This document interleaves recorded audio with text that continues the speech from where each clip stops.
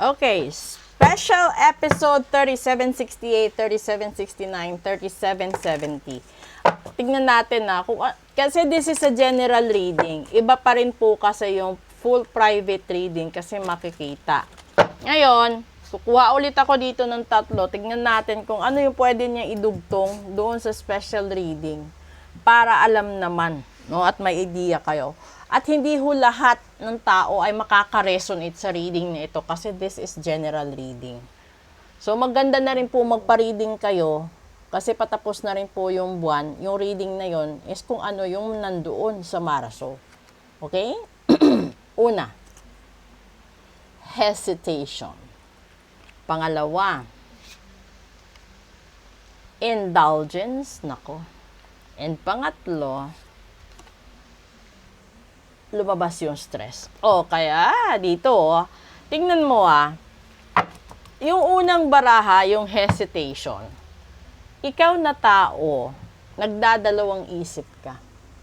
Kaya wala rin kasiguraduhan kung ibibigay sa'yo yung hinihiling mo dahil hindi ka rin buo mag-isip.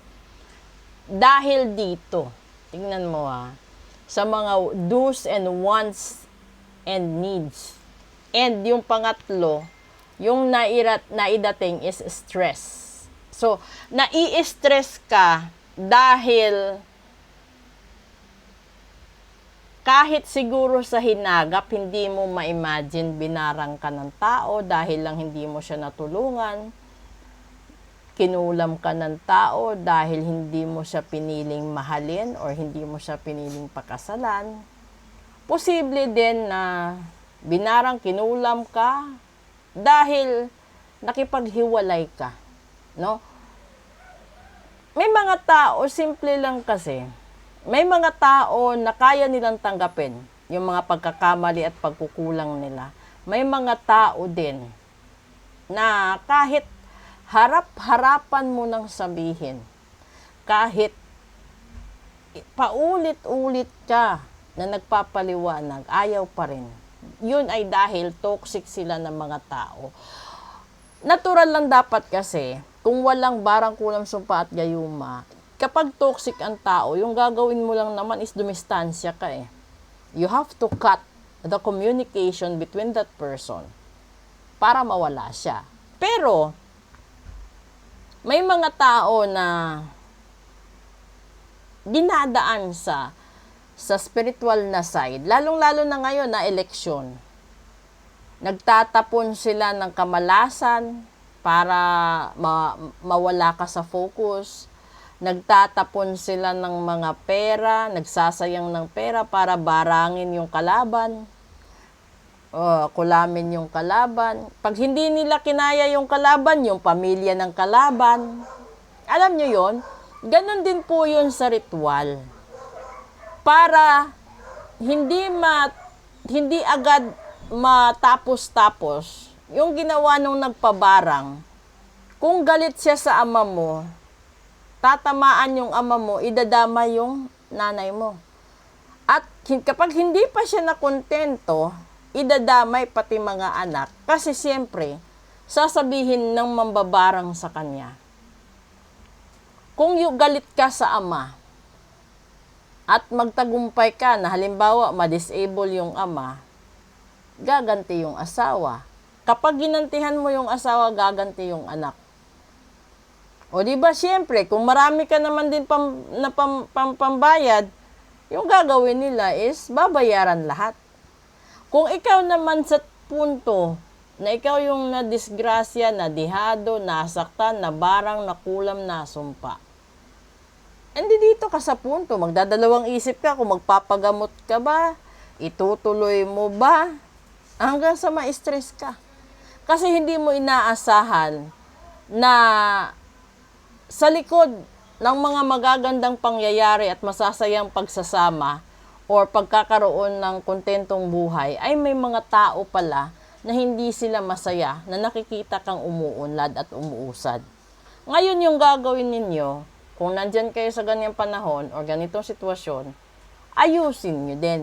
Ayusin nyo yung sarili nyo, depensahan nyo pamilya nyo, depensahan mo, lalong-lalo na kung sino yung pinakamalapit sa'yo. Kasi yun yung titirahin nila, lalo na kapag alam nilang mahina na. So, ang buhay natin, gumawa ka ng kabutihan, masama ka pa rin sa mata ng iba. Gumawa ka ng kasamaan, lalo kang sumasama sa mata ng iba. So, di ba may Diyos ang mundo? Ngayon, sasabihin dun sa langit, tignan natin kung hanggang saan niya kaya labanan ang pagsubok. At kapag yan nalagpasan niya, lahat ng hinihiling niya makukuha niya.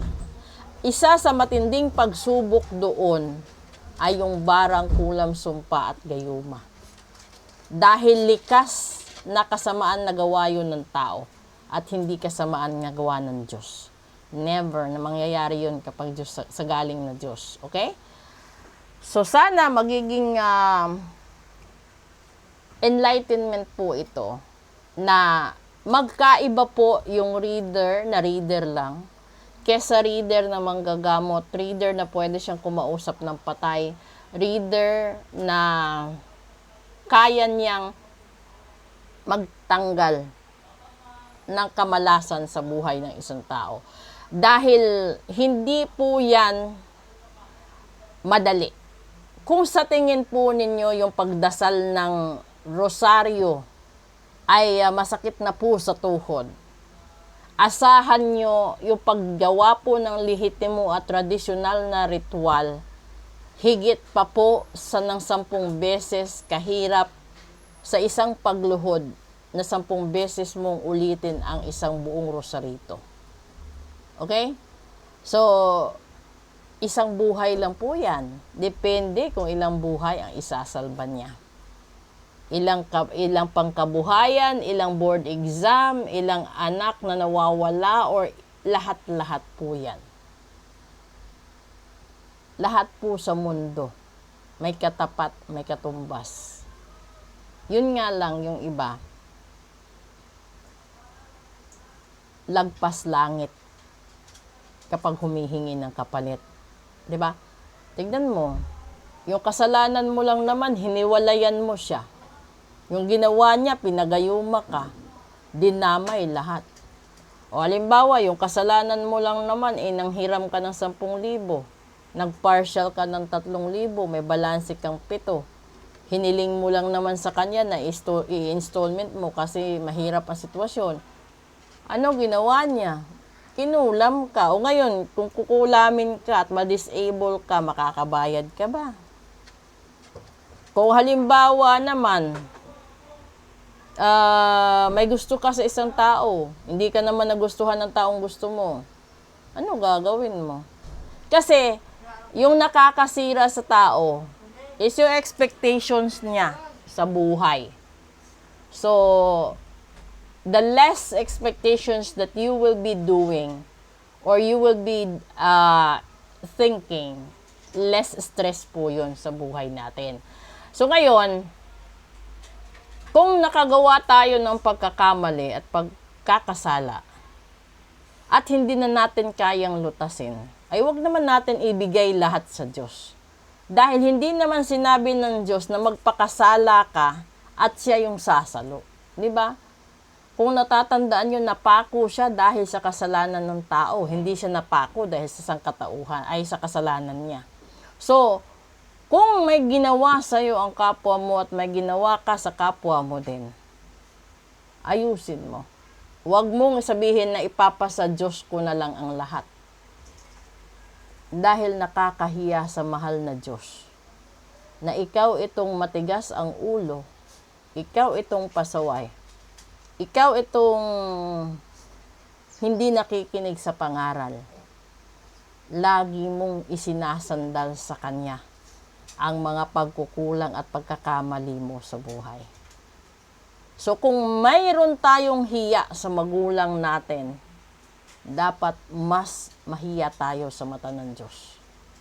Na ipapapasan pa natin sa Kanya ang sarili nating pagkukulang at pagkakamali.